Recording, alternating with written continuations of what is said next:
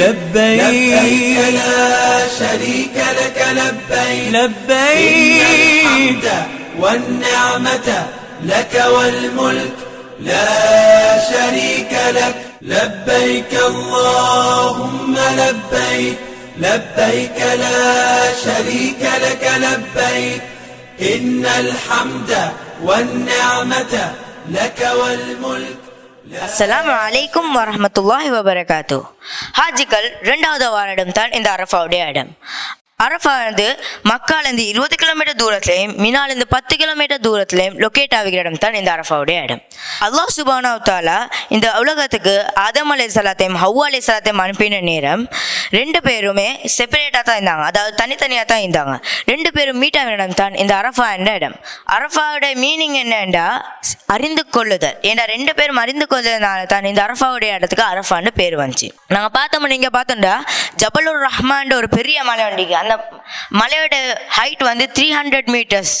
அந்த மலையோட டொப்புக்கு நபி ஸல்லல்லாஹு அலைஹி வஸல்லம் அவங்க போயிட்டு அவங்களோட கடைசி பேருரை, அதாவது அரஃபாவுடைய பேருரைன்னு சொல்லுவாங்க, அதை அங்கே நடத்தினாங்க. அந்த சைட் பார்த்தோம்னா மஸ்ஜிதுல் நமீரான்ற ஒரு பள்ளி ஒண்டேகி, அந்த பள்ளியை அங்கே கட்டியிருப்பாங்க.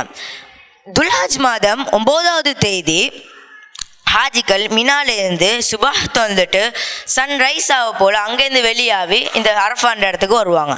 அரஃபாவுக்கு வந்து இந்த மாதிரி டென்ஸ் கட்டி தான் வைப்பாங்க. டென்ஸ் கட்டிக்க போல் இந்த டென்ஸில் இந்த லுஹர் நேரத்துக்கு அவங்க ஒரு கிரவுண்டுக்கு போய்ட்டு பெருசாகிப்பாங்க. அப்போ ஒரு இமாம் ஒருவர் வந்து ஒரு குத்துபாவை நடத்துவாங்க. அந்த குத்துபாவை தொடர்ந்து லுஹரையும் மசரையும் கசூர் செய்து தொழுவாங்க. தொழுந்த போகிறோம் சன் செட் ஆகணும், அதாவது மஹ்ரிபுடைய நேரம் வரைக்கட்டையும் இங்கே அரஃபாவுடைய கிரவுண்ட்லேருந்து அவங்க வந்து நல்ல அமல்களில் ஈடுபடுவாங்க, எங்கேஜ் ஆகும். அதாவது திக்ர், துவா, சுன்னத்தான தொழுகைகள், அந்த மாதிரி ஒவ்வொரு நன்மையான காரியங்கள் அவங்க ஈடுபடுவாங்க. நாங்கள் பார்த்தோம்டா இங்கே அவங்க அதாவது சன் செட் ஆகட்டும் இங்கே ஈந்துட்டு முஸ்தலிஃபான்ற இடத்துக்கு மஹ்ரிப் தொழுகைக்காக வேண்டி போவாங்க.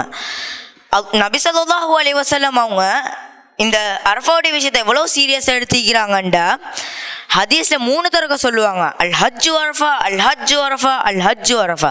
அதாவது ஹஜ்ஜுண்டாவே அரஃபா தான். யாரெல்லாம் ஹஜ் செய்ய வாரீங்களோ நீங்கள் இந்த அரஃபான்ற இடத்துக்கு வந்து ஒரு கொஞ்ச நேரம் சரிக்கல்லாட்டி உங்களோட ஹஜ் ஏற்றுக்கொள்ளப்படாது. ஜஸாக்கல்லாஹு ஹைரன்.